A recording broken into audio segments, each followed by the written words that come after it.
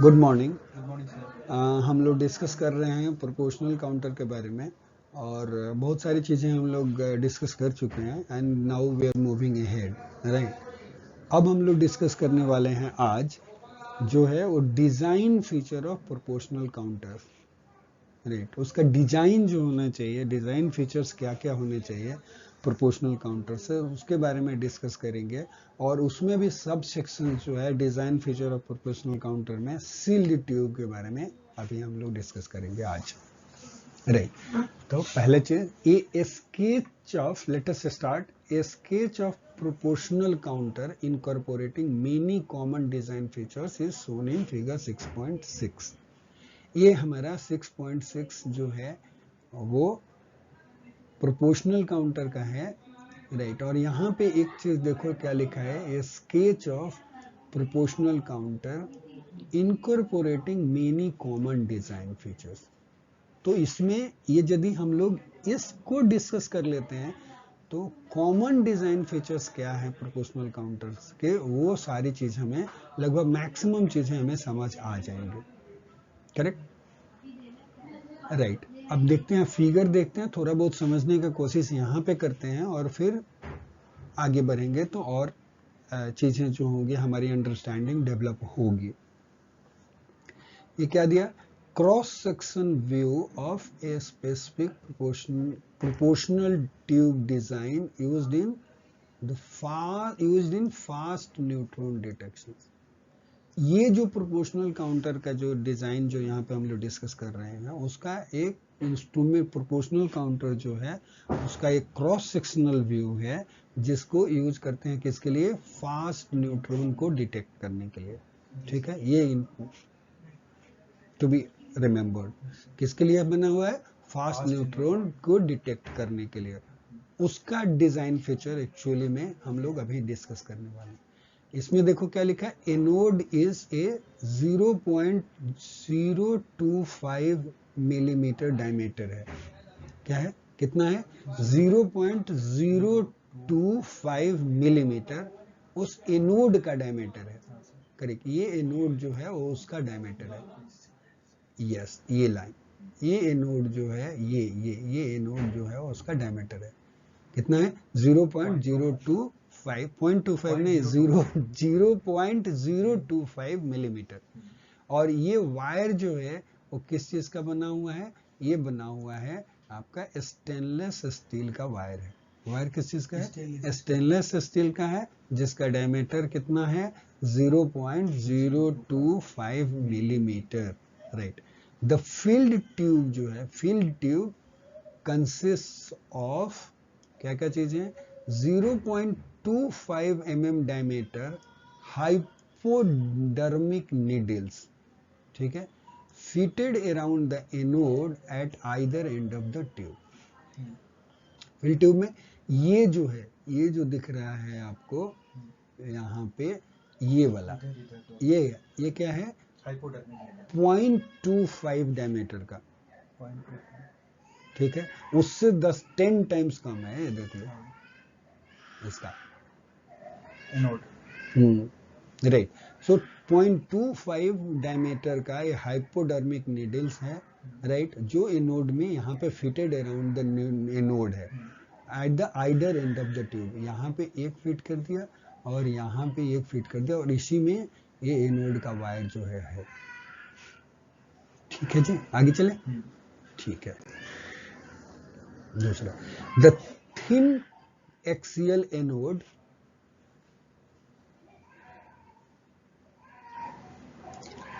The thin axial anode मतलब ये thin axial anode, ये जो डैश डैश लाइन पे जहां पे मेरा पॉइंट होवर कर रहा है, राइट, राइट। सो ये thin axial anode is supported at either end, right, it is supported at either end by insulators that provide a vacuum tight electric feed through for connection to the high voltage। मतलब ये बोल रहे कि ये जो है आपका एक तो थिन एक्सियल वायर जो है, it is supported by the insulator, ये है, ये देखो, ये यहाँ पे, ये तो इसमें करके उसको फिट कर दिया, यहाँ पे इंसुलेटर्स, और ये यहाँ पे बोल रहा है either bye insulators, right, that provide a vacuum tight. ये तो पहला तो ये वैक्यूम हो गया, वैक्यूम टाइट हो गया, राइट। और दूसरा फीडिंग, फीड, इलेक्ट्रिक फीड, मतलब यहाँ से इलेक्ट्रिकल वोल्टेज इधर की तरफ से आएगा, right, through the connection to the high voltage, यहीं से हाई वोल्टेज कनेक्ट होएगा, right. The outer cathode, right, outer cathode क्या है? Outer cathode is conventionally grounded. Cathode को क्या कर दिया? ग्राउंड कर दिया है।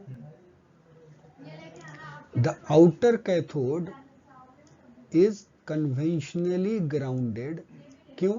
सो that positive high voltage must be applied to ensure that electrons are attracted towards the high field region in the vicinity of the anode wire। ठीक है, देखो ये जो है आपका यहाँ पे, ये जो है इसकी आउटर कवरिंग है। तो हमने वहां पर भी जो फिगर जो बनाया था, जो इसके पहले वाले स्लाइड में मैंने ऐसे ही करके बना के दिखाया था, राइट, और यहाँ पे दिखाया था कि एनोड है।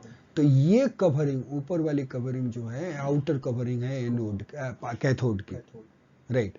तो ये बोल रहे हैं ये कवरिंग को उसने क्या कर दिया? अर्थिंग दे दी, राइट, इसको अर्थित कर दिया।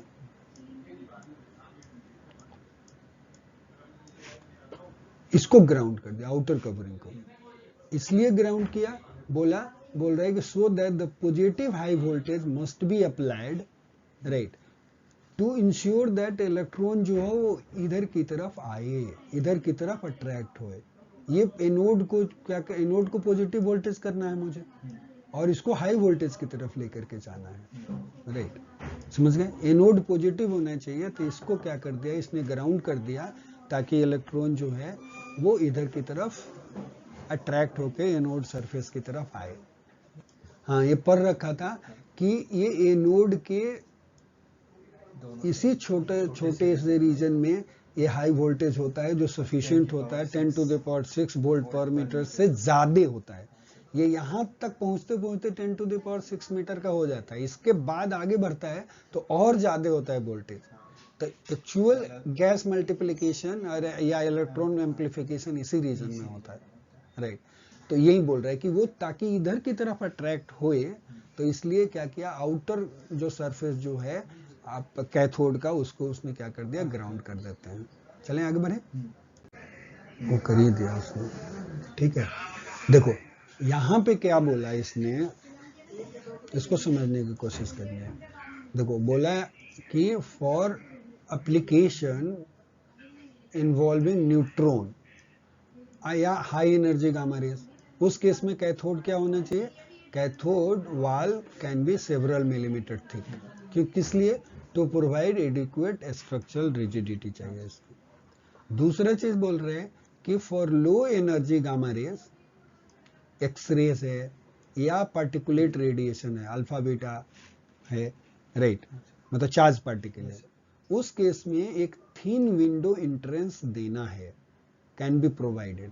Thin window entrance can be provided मतलब कि जहां से जो है वो एंट्री कर सके। जैसे ये विंडो एंट्रेंस है उसका, ये यहां से alpha beta charge particle inter करेगा, इधर से गामा का डिटेक्शन होगा, इधर से, समझ गए? इस साइड से गामा का डिटेक्शन होगा, इधर से चार्ज पार्टिकल घुसेगा, इसके लिए विंडो दिया हुआ है। तो उसी तरह से बोला कि इसका विंडो जो है प्रोपोर्शनल काउंटर का, या तो इस साइड में दे दो, नहीं तो इस साइड में दे दो, और नहीं तो इधर दे दो या इधर दे दो, कहीं along the wall, कैथोड वाल, कैथोड वाल के along में, हाँ, उस लाइन पे उसको एक एंट्रेंस दे दो जहां से वो इंटर करेगा। तो ये चीजें जो हैं वो यहाँ पे यही बताए, या तो आप इस एरिया में दे दीजिए, इस एरिया में कहीं पे दे दीजिए, आइदर एंड में बोला ना कि thin window entrance can be provided at either in one end of the tube, मतलब either one end of the tube, मतलब या तो इस साइड में दे दीजिए, इस साइड में कहीं पे विंडो दे दीजिए, राइट। और बोला दूसरा at some point along the cathode wall, या अब ये कैथोड का वाल है तो इस साइड में दे दीजिए, या आपकी मर्जी है इधर दे दीजिए कहीं ना कहीं एक कैथोड वाल। करेक्ट, ठीक है, इसका मतलब ये था। आगे चलते हैं। Good resolution, energy resolution in a proportional counter is critically dependent on ensuring that each electron formed in original ionization event is multiplied by the same factor in the gas multiplication process. मतलब बोल रहे हैं कि यहाँ पे हमने ये भी देखा था, हमने पहले भी जैसे स्टार्ट किया था प्रोपोर्शनल काउंटर, वहां पे बोला था कि इसका यूज स्पेक्ट्रोस्कोपी के लिए किया जा सकता है। प्रोपोर्शनल काउंटर ही एक ऐसा रीजन है गैस फील्ड डिटेक्टर का जिससे स्पेक्ट्रोमेट्री हो सकती है, राइट। तो स्पेक्ट्रोमेट्री के लिए एनर्जी रेजोल्यूशन बहुत अच्छा चाहिए। तो गुड एनर्जी रेजोल्यूशन कब मिलेगा? तभी मिलेगा जब वो बोल रहा है it is critically good energy resolution in proportional counter is critically dependent on ensuring that each electron formed in original ionization event। जैसे पहली बार जब रेडिएशन इंटर किया तो इलेक्ट्रॉन और आयंस बने, तो वो बोल रहा है कि जो इलेक्ट्रॉन बना पहली बार जो आयोनाइजेशन प्राइमरी में, उसका सबका हर बार जब एक रेडिएशन आ रहा है, राइट, तो उसका मल्टीप्लिकेशन जो होना चाहिए वो सेम नंबर से होना चाहिए, is multiplied by the same factor. समझ गए? In the gas multiplication process, right. जैसे मान लो कि ए नंबर जो है ऑफ ए नहीं मानते हैं, चलो दूसरा ले लेते हैं। सपोज करो कि आप N1, ठीक है, ये इलेक्ट्रॉन बने, हाँ, मान लो कि N1 इलेक्ट्रॉन बना, राइट, फर्स्ट आयोनाइजेशन में, और सेकंड में N2 बना, करेक्ट। सेकंड में आपका N2 बना, और जो मल्टीप्लिकेशन जो फैक्टर जो होना चाहिए वो मान यहाँ पे ये जो फाइनल मल्टीप्लाई होकर के आना चाहिए वो N1, राइट, इनटू अल्फा। समझ गए? ये अल्फा, और ये भी N2 के लिए भी होना हो चाहिए, हाँ, दोनों का सेम, राइट, अल्फा, हाँ, भी आएंगे, हाँ, और ये इनटू अल्फा होना चाहिए। मतलब सबको सेम ही नंबर से मल्टीप्लाई, अल्फा का वैल्यू चेंज नहीं होना चाहिए, alpha value must be constant. ऐसा नहीं होना चाहिए कि N1 जो है वो 5 से मल्टीप्लाई हो गया और N2 जो है 10 से मल्टीप्लाई हो गया, ये वेरिएशंस नहीं होना चाहिए। That's what it says. Read it once more. Good energy resolution in proportional counter is critically dependent on ensuring that each electron formed in original ionization event is multiplied by the same factor in the gas multiplication process। जब multiplication हुए तो same factor से ही multiply होना चाहिए, तब जाके उसकी energy resolution जो होगी वो गुड होगी, वो इंश्योर रहेगी। The most significant mechanical event जो है that can upset this proportionality, समझ गए? The most important क्या मैकेनिकल इफेक्ट, राइट, जो है जो इस प्रोपोर्शनलिटी को जो एक पर्टिकुलर फैक्टर से मल्टीप्लाई होता है उसको अपसेट कर सकता है, मतलब उसको डिस्टर्ब कर सकता है।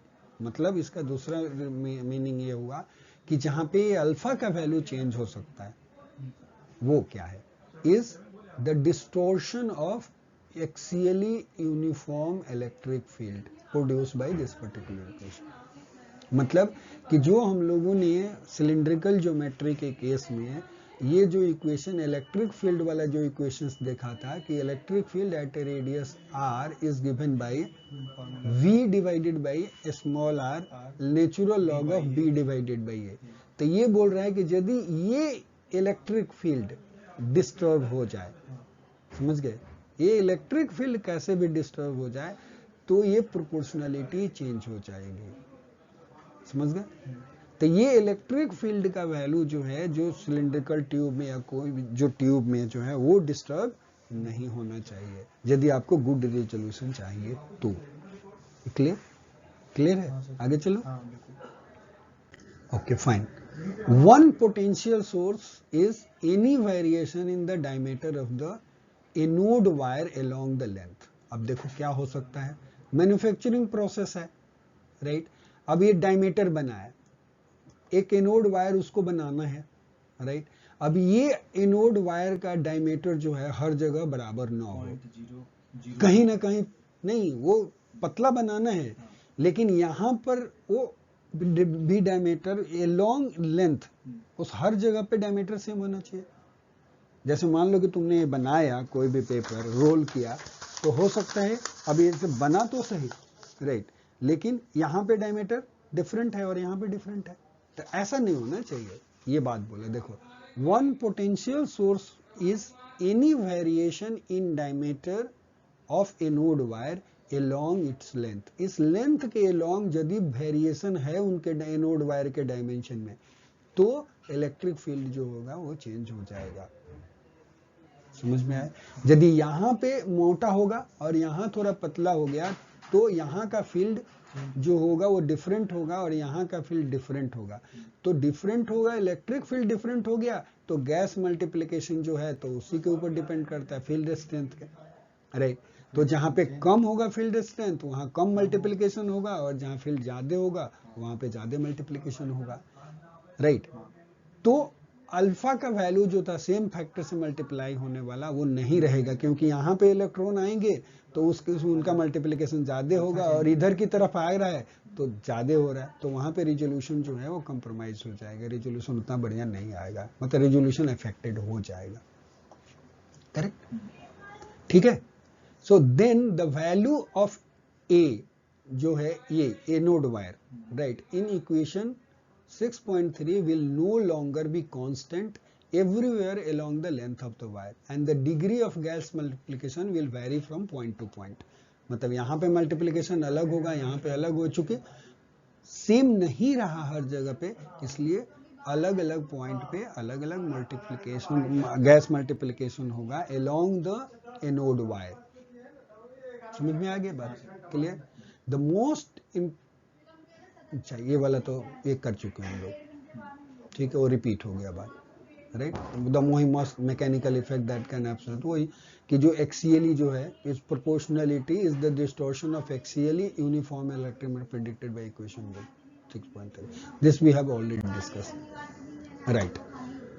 Because it is easier to make a large diameter wire uniform to within a given fraction tolerance, this effect is minimized by avoiding the use of extremely fine anode wire। क्या बोल रहे हैं? बोल ये रहा है ये कि लार्ज डायमीटर का वायर को यूनिफॉर्म बनाना इजी है, मतलब एक यूनिफॉर्म बोल रहे हैं ना, make a large diameter wire uniform easier, right, within a given fraction tolerance, मतलब प्लस माइनस तो फिर भी उसमें भी होएगा, लेकिन लार्ज डायमीटर का वायर बनाना वो फिर भी इजी है, यूनिफॉर्म बनाना, यूनिफॉर्म वायर बनाना एक लार्ज डायमीटर का इजी है, राइट? तो ये बोल रहा है कि दिस इफेक्ट, मतलब कि अलग अलग जो वेरिएशंस हो जा रहा है उसको अवॉइड करने के लिए हम लोग क्या कर सकते हैं, we can use, like instead of using very fine extremely fine anode wire, थोड़ा लार्जर डायमीटर का बना सकते हैं। समझ में आया? जितना फाइन बनाएंगे उतना ही ज्यादा वोल्टेज ड्रॉप होगा उसके आसपास में, फील्ड बहुत अच्छा बनेगा, वो फील्ड पे असर पड़ेगा, लेकिन तब है कि हमें फील्ड की यूनिफॉर्मिटी चाहिए along the length of the wire, anode wire के, राइट? बोल रहे हैं कि इफेक्ट को क्या लार्ज डायमीटर के बजाय, मतलब एक्सट्रीमली फाइन एनोड वायर बनाने के बजाय हम लोग लार्ज डायमीटर का ले सकते हैं, ताकि यूनिफॉर्म लार्ज डायमीटर का जो है हमारे लिए एनोड बन जाए, पॉसिबल है। However there is some experimental evidence that the surface roughness of commonly used gold-plated tungsten wire does not detract significantly from the energy resolution even with diameter as small as 12.5 micrometer. 12.5 5 micrometer micrometer का। हाँ तो बहुत ही पतला होगा हाँ, हमारे वो बोल रहा देर इज एविडेंस है, ऐसा बोल रहा there is however there is a some experimental evidence that the surface roughness जो है, मतलब बनेगा भी तो सरफेस में भी रफनेस होएगा, तो सरफेस रफनेस होएगा तो थोड़ा बहुत का वेरिएशंस अगेन वहां पर भी होएगा। आप समझे, जहाँ रफ होएगा वहां पे थोड़ा सा ज्यादा होगा, जहाँ स्मूथ है वो एक दूसरा दूसरा वैल्यू आएगा अगेन आर का। समझ गए, राइट। तो ये बोल रहे हैं कि evidence that the surface roughness of commonly use gold plated tungsten does not detract significantly, मतलब वो सिग्निफिकेंट इफेक्ट फील्ड में नहीं डालता है, ऐसा देखा गया है। और किस डायमीटर पे, and they provide from good energy radiation भी ठीक रहता है। कितने डायमीटर पे, 12.5 माइक्रोमीटर पे, ऐसा देखा गया एक्सपेरिमेंटल एविडेंस। ठीक है, using N anode wire, right, using an anode wire with as small a diameter as permitted by the surface quality, right, minimizes the high voltage requirement for a particular gas multiplication value and also tend to promote good resolution by minimizing avalanche fluctuations। मतलब ये बोल रहे हैं कि anode wire जो है उसका जितना कम डायमीटर रखते हैं, using an anode wire with as small as diameter permitted by the surface quality, मतलब सरफेस रफनेस भी नहीं होना चाहिए, तो जितना स्मॉल होता है उस केस में हाई वोल्टेज रिक्वायरमेंट जो चाहिए कि जितना हाई वोल्टेज हमें देना पड़ेगा गैस मल्टीप्लिकेशन के लिए बाहर से, जो आपने देखा था कि पैरेलल सिलिंड्रिकल ज्योमेट्री में 2000 वोल्ट से काम चल जाता था, लेकिन पैरेलल प्लेट में 51,000 हाँ 800 के आसपास का चाहिए था वैल्यूज, राइट। तो ये बोल रहे हैं कि वोल्टेज हाई वोल्टेज रिक्वायरमेंट जो चाहिए वो गैस मल्टीप्लिकेशन के लिए वो भी कम हो जाता है, जितना पतला रखिएगा उतना ही कम होएगा, right. And also tends to provide good resolution, right. वो उसका रिजोल्यूशन भी बढ़िया होता है, जितना पतला एनोड वायर होगा तो हाई वोल्टेज का रिक्वायरमेंट भी कम होगा, एनर्जी रिजोल्यूशन भी बेहतर होगा, क्योंकि वो एवलांच जो फ्लक्चुएशन जो बनेगा उसके चलते वो भी मिनिमाइज हो जाता है। ठीक है, right, okay. Other common cause of field distortion are effects that occur near the end of the tubes, right. Other common cause जो है वो फील्ड डिस्टॉर्शन का जो है the effects that occur near the ends of the tube, जो tube के end में जो होएगा, मतलब ट्यूब में आपने देखा ये आपका एनोड है, ये आपका ट्यूब, और यहाँ पे इस एनोड इस एरिया में जो भी इफेक्ट होएगा वो उसकी बात कर रहा है कॉमन फील्ड डिस्टॉर्शन का। The electric field that can become extremely distorted near the point at which anode wire enters the insulator, जहां पे एनोड वायर इंसुलेटर पे इंटर करता है वो वहां पे फील्ड डिस्टॉर्शन ज्यादा होता है, due to the presence of the end wall of the tube और other conducting structure in the vicinity. क्यों होता है वहां पे, जहां पे एनोड वायर इंसुलेटर में इंटर करता है वहां पे फील्ड डिस्टॉर्शन ज्यादा होता है, क्योंकि because of the presence of and wall of the tube और अदर कंडक्टिंग स्ट्रक्चर्स जो होते हैं उसके आसपास उसके विसिनिटी में होते हैं, उसके चलते होता है डिस्टॉर्शंस।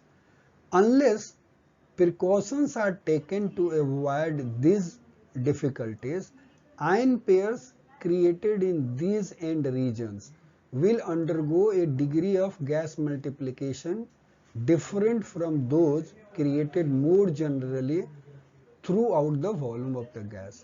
तो यदि मान लो कि केयर प्रिकॉशंस नहीं रखा गया तो इस एंड पे जो भी इलेक्ट्रॉन आकर के हिट हो रहे हैं यहाँ पे, यहाँ जो आएंगे उनका मल्टीप्लिकेशन फैक्टर डिफरेंट होएगा जो यहाँ पे इलेक्ट्रॉन जो है वो पहुंचेंगे उनके, right.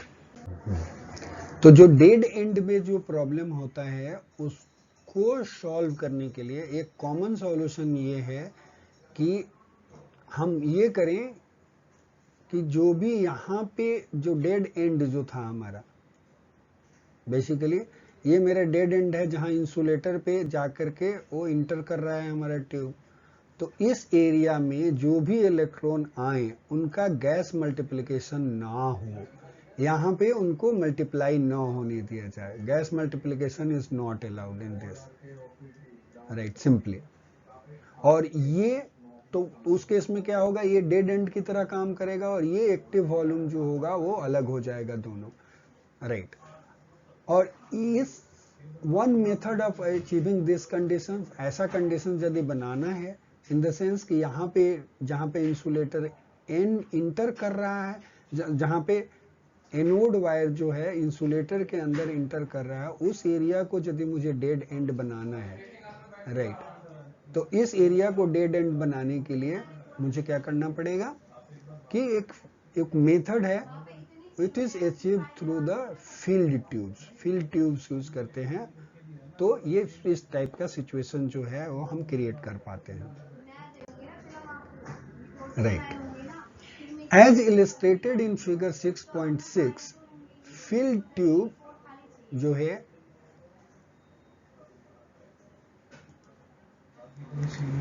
field tube consists of short lengths of conducting tubing with a diameter many times greater than the anode wire.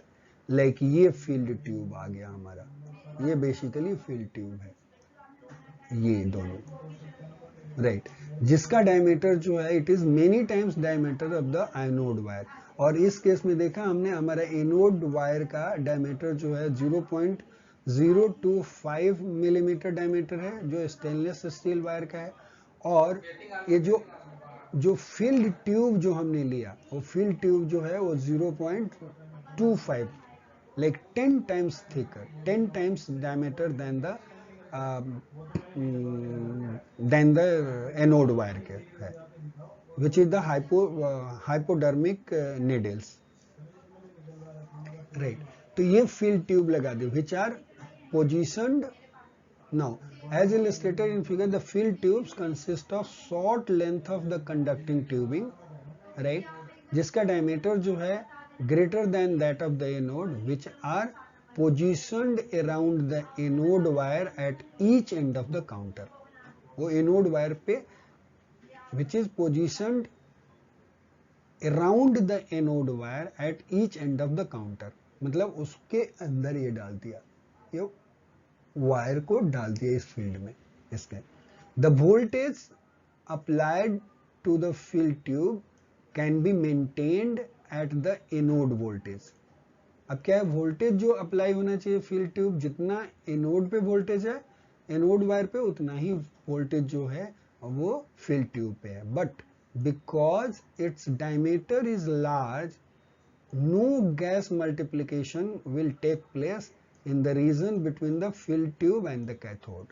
So इस रीजन में जो होगा इस केस में, ये वाला रीजन जहां तक ये फील्ड ट्यूब है, इस रीजन में कोई मल्टीप्लिकेशंस नहीं होगा, गैस मल्टीप्लिकेशंस नहीं होगा, राइट। सो ये रीजन जो है वो इस रीजन में गैस मल्टीप्लिकेशन जो है वो नहीं होंगे, correct.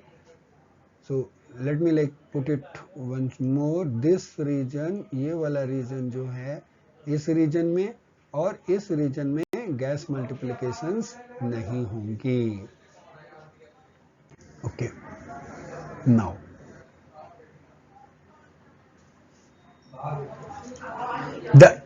the end of the field tube then marks the beginning of the active volume of the proportional counter, which can be some distance away from the either end of the overall counter. Fine. मतलब basically ये बोला कि ये area जो है वो इधर की तरफ कैश मल्टीप्लिकेशन नहीं होगा, राइट। इधर की तरफ कैश मल्टीप्लिकेशन जो है वो नहीं हुआ, राइट। तो ये एरिया जो बन गया मेरा, दिस एरिया जो होगा वो सिर्फ हमारा एक्टिव वॉल्यूम का एरिया बनेगा। Sorry, this area will be the active volume जो होगा, right. This area will be the active volume, right. Alternatively, the filled tube may be operated at intermediate potential between that of the anode and cathode। मतलब ऐसा बोल रहे हैं कि पहला anode और फील्ड ट्यूब को सेम पोटेंशियल पे रख सकते हैं। दूसरा तरीका क्या है कि field tube may be operated at an intermediate potential between that of the anode and cathode. Anode और कैथोड के वोल्टेज का बीच का जो वोल्टेज है उस वोल्टेज पे फील्ड ट्यूब को ऑपरेट कर सकते हैं। By setting this potential to that which would exist in its absence at the same radial position, the field within the active volume of the counter is less disturbed by the presence of the field tube, and equation 6.3 will describe the radial dependence of electric field to a very good approximation everywhere within the active volume. Good. ये बोल रहे कि यदि हम field का potential जो है वो एनोड के पोटेंशियल और कैथोड के पोटेंशियल के बीच में रखते हैं, intermediate between the anode and cathode potential, तो उस केस में जो एक्टिव वॉल्यूम जो हमारा बन रहा है उसका इलेक्ट्रिक फील्ड कम डिस्टर्ब होगा या लगभग ना के बराबर डिस्टर्ब होगा, और जो electric field inside the active volume will be described by equation 6.3, right, which is this equation, right, and that's what we want also. So एक दूसरा सॉल्यूशन भी हो सकता है, या तो हम फील्ड को एनोड के पोटेंशियल के बराबर रखें, या हम फील्ड का पोटेंशियल, फील्ड ट्यूब का पोटेंशियल जो है वो एनोड और कैथोड के बीच में रखें। A unique type of proportional counter known as a straw tube, known as a straw tube, has been widely exploited for particle tracking in high energy physics. High energy physics में जो proportional counter जो है जो use करते हैं, उस case में जो ट्यूब का डायमेंशन जो है वो उस ट्यूब को बोलते हैं straw tube, right. The outer cathode of small diameter tubes up to several metres in length are fabricated from metallic foil using a winding process to produce a self supporting tube similar to soda straw as shown in figure 6। मतलब यहाँ पे क्या कर रहे हैं, यहाँ पे इस टाइप का the fabrication of straw tube from 2 foil strips, 2 foil strips से एक क्या बनाते हैं, फैब्रिकेट करते हैं स्ट्रॉ ट्यूब को। एक एक्सटर्नल स्ट्रिप ले लिया और एक इंटरनल स्ट्रिप ले लिया मैंड्रिल पे, और ऐसे लपेट दिया इसको basically. Adhesive is used to bind these strips together into a rigid tube, और ऐसे करके इस प्रोपोर्शनल काउंटर बनाते हैं। कन्वेंशनल जो है, conventional anode wires can then be located at the centre of the tube, right. उसके बाद पहले ट्यूब बना लिया और उसके बाद कन्वेंशनल एनोड वायर जो है उसको सेंटर ऑफ द ट्यूब में अटैच कर दिया basically, and the tubes are filled with appropriate proportional gas. The thin cathode wall is an advantage in many tracking applications to minimize particle energy loss in the wall, right। Generally देखो जितना thick होगा wall तो वो particle जो है जब भी उसको क्रॉस करेगा तो उसकी एनर्जी जो होगी, कुछ न कुछ एनर्जी उसकी वाल में चली जाएगी। It will be spend in the wall of the proportional tube. तो उस केस में यदि जितना ही थिन होगा, पतला होगा, तो एनर्जी जो होगी वो कम यूज होगी। Since large number of such tubes are typically deployed to make up arrays of tracking applications, the relatively low cost of fabrication process is also advantageous। बोला क्या कि large number of ऐसे tubes की जरूरत पड़ती है to make an array of tracking applications। तो इसलिए यदि ज़्यादा हमें प्रोड्यूस करना है तो उस केस में प्रोडक्शन ज़्यादा करना है किसी भी चीज़ का, तो प्रोडक्शन कॉस्ट ऐसे भी कम हो जाएगा। तो स्ट्रॉ ट्यूब टाइप का जो प्रोपोर्शनल काउंटर जो होता है वो हाई एनर्जी फिजिक्स एक्सपेरिमेंट्स करने के लिए यूज होता है। Thank you.